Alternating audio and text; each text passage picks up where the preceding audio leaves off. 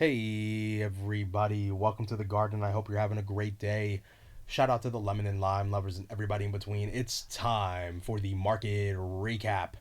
And guys, remember, if you're interested in any of the services, make sure to check the Discord link in the description below. There you will find a bunch of information on regards to those services. I provide swing trade calls, I provide tutoring sessions, I even have a day trading room if you'd like. Of course, there is a price wall behind some of these services. For example, the swing trade service is $15 a month. However, for this month of November, we are in a free trial, so make sure you hop in to get a good look at it. And if you do like it, then you can look to follow that service after the free trial ends at the end of this month. I also provide the day trading room, which is $125 a month, and then the tutoring sessions are $100 a session. However, you can pay for the month, where you get you pay $300, and then you get 4 sessions, so you get 3 sessions paid for, one for free. So if you're interested in any of that, make sure to check the links in the description below. I have the Discord link and the Patreon link. Okay, so now let's get into the charts, take a look at what's going on. Look at the Dixie. Wow, this is absolutely ideal. So when I was first looking at the Dixie, first charting it, over the last couple weeks, what I was seeing is a bullish structure being formed here. I did think that we would have a grind down over time, but I did think that price action would respect the structure. So essentially, I was looking for price come up, then come back down, and then kind of go into this grind going all the way towards 108. However, dollar had a different story, a different idea. It decided to just zoom on through, and then if that wasn't enough, today had a continuation break under 106.5, which is extremely impressive. Now, this candle, here, this closure here does imply continuation to the downside going into next week, but we do have to respect a couple things. One, we have to respect the NASDAQ, as we're going to see, is approaching some resistance. The S&P has broken resistance, but it's coming into some major resistance. Not yet, but it's close. And the Dow is showing a slowdown candle. Now we will get to that. So that sort of picture may be kind of giving us a hint that the dollar will come up a little bit. Now, why will the dollar come up? Look at these low wicks down here. There was a lot of liquidity pulled under there. So after we took out all that liquidity, it's very likely we will see a rise up, because when you lose a structure, what tends to happen is you'll get price action, come back to that structure, fail off of it, and confirm the break of the structure, and then continue the potential new trend. And in this case, it's a potential trend to the downside. Now, on the larger time frame, I still think the dollar's fairly bullish, actually very bullish when you look at the monthly. But in the smaller time frame, in this case the daily, this is absolutely ideal, and we may actually see dollar reach 104 to 102 within the month or sometime in December.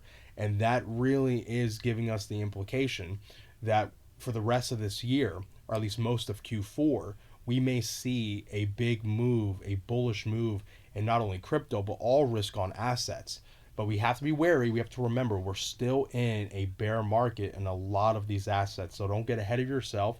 Make sure you're in the Lemon Garden Discord, and make sure you have a good idea of what we're thinking, because we've been right for most this year. Literally, you can check our record. It's there in the Discord, plain as day.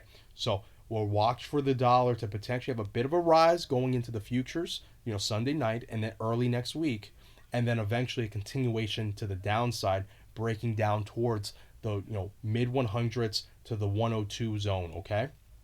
All right, now let's take a quick look at the Dow. So the Dow, see, this candle it's not a super bearish candle, but this sort of doji after a significant rise does imply a resting period is approaching. Okay, we may have another couple days of where we go up here and there, but this is a candle of weakness. All right, so we are likely going to see either a consolidation, kind of like how I have drawn here, or we're going to have a full-on retracement back to this descending trend line here. Okay, so watch for that on the Dow, and that makes sense if the dollar is going to have a slight rise early next week. Overall, though, the Dow is still bullish. Looking at S&P, the S&P had a better close than the Dow, but look where it's trading in. This is a bearish fair value gap. All right, so it's already tapping into liquidity here. It may have enough fuel to go up higher and tap the liquidity above this level here. We don't know yet for sure, But if the Dow starts to show weakness and slowdown, and the dollar starts to show, a little bit of a strong pop to the upside to come back up towards that bullish structure it broke bearish, then watch for the S&P to do what? To come back, okay? Tap this level at 39.18 and potentially go a little bit lower, and then try and hold a bullish level. So these wicks here, it could potentially start a bullish consolidation as it comes into these levels. But other than that, if the Dow starts to show weakness, the S&P will likely follow.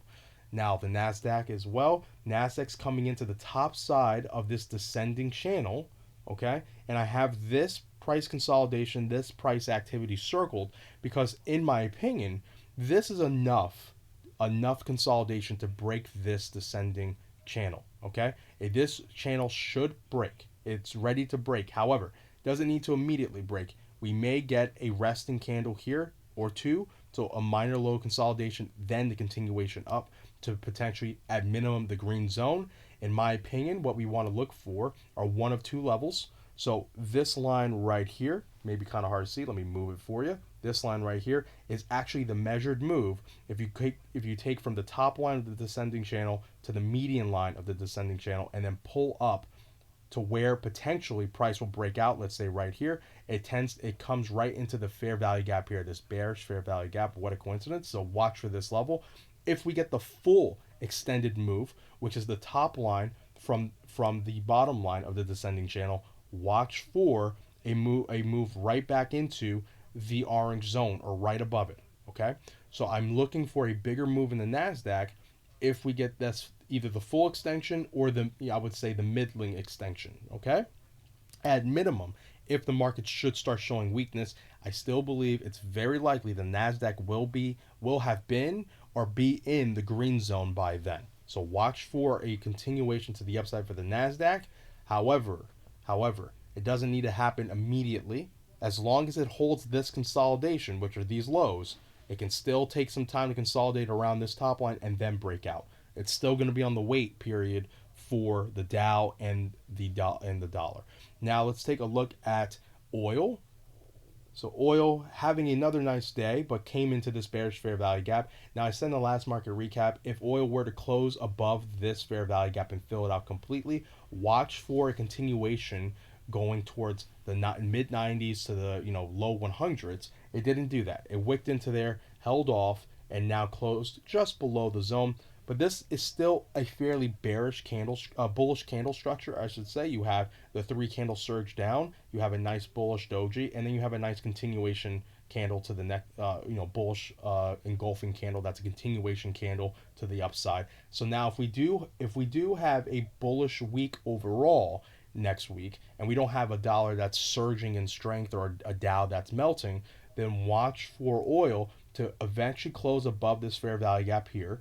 And if it has a decisive close, then I'll be looking for it to take out these high pivots up here to grab the liquidity and get towards the mid 90s, like 95, 96, and then eventually it'll likely make its move to the low 100. So oil is showing signs of continuation up. All right, next is gold. The bias for oil is going up now.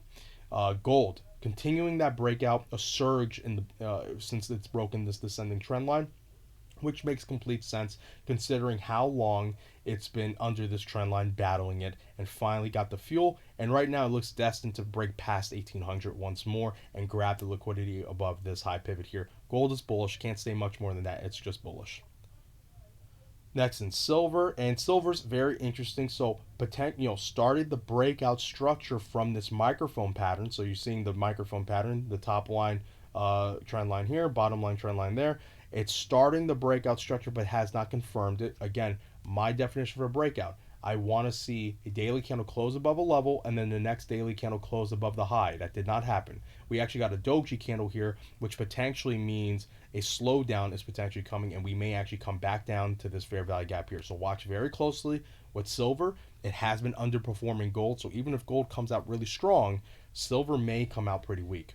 Let's go on to Bitcoin for the last parts, and then we're done with the market recap. So looking at Bitcoin, So after the FTX whole fiasco, we're having a bit, we're slowly getting into stability, and we're trading within the candle like I thought we would. So trading within the rebound candle after the significant drop, and we're probably going to see price tighten up. Okay, we're probably going to see price tighten up. It's going to be very hard for it to start trending in one direction or the other.